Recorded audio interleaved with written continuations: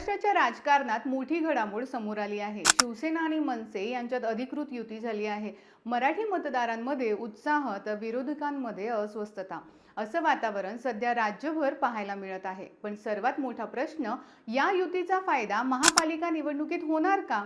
राजकीय तज्ञांच्या मते या युतीमुळे मराठी मतांचे विभाजन कमी होईल।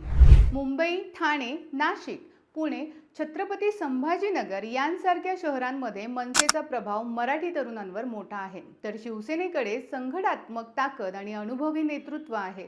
दोन्ही पक्ष एकत्र आल्यास मराठी मत एक गठ्ठा मिळण्याची शक्यता वाढते।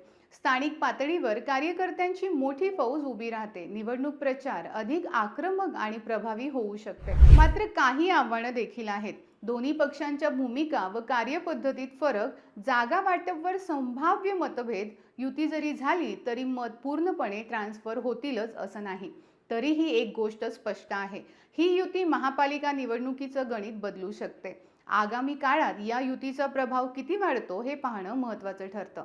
तुम्हाला काय वाटतं, ही युती महापालिकेत कमाल करेल का? कमेंट करून नक्की सांगा। परिवर्तन न्यूज, आवाज जनतेचा।